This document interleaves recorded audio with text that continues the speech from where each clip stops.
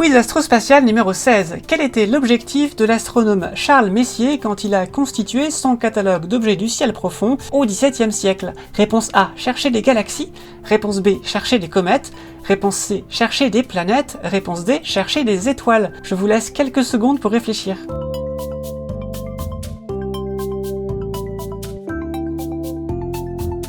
Bien que son catalogue contienne des galaxies, des nébuleuses et des amas d'étoiles, l'astronome Charles Messier ne l'a pas constitué en premier lieu pour ces recherches-là. Il l'a fait pour rendre plus aisée la découverte des comètes. À son époque donc, le ciel était empli de taches floues, mystérieuses, qu'on appelait nébuleuses. Seulement, certaines de ces taches floues bougeaient au cours du temps. On appelait ça des comètes. On avait compris que ces comètes étaient des objets qui se déplaçaient dans le système solaire, mais en fait, on ne comprenait pas leur nature, puisqu'il a fallu attendre la spectroscopie pour pouvoir comprendre que c'était des boules de glace et des roches mêlées. Quoi de mieux pour repérer les taches floues qui bougent que de faire un catalogue de taches floues qui ne bougent pas? C'est pourquoi Messier a fait son catalogue. Son catalogue a été publié une première fois en 1774, la deuxième version en 1781, et avec les quelques objets qui ont été ensuite ajoutés à l'intérieur, ça porte le nombre d'objets qu'il contient à 110, 110 taches floues, 110 nébuleuses, qu'on sait aujourd'hui être pas seulement des nébuleuses, mais aussi des galaxies. Également, il y a des amas d'étoiles à l'intérieur. Alors, on ne savait pas ce que c'était que les nébuleuses, et encore moins les galaxies à l'époque. Il a fallu attendre l'avènement de l'astrophysique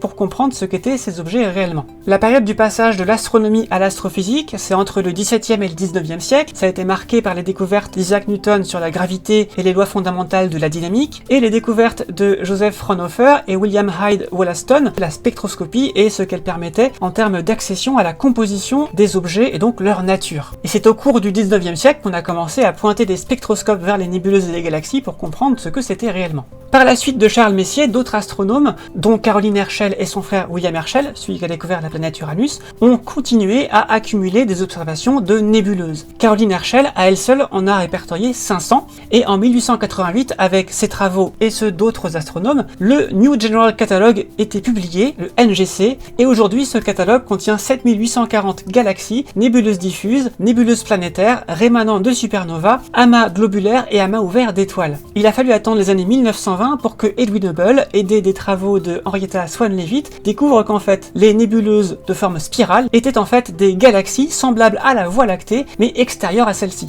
ce qui a étendu dans les consciences énormément la taille de l'univers. Voilà, maintenant vous pourrez briller en société comme une étoile.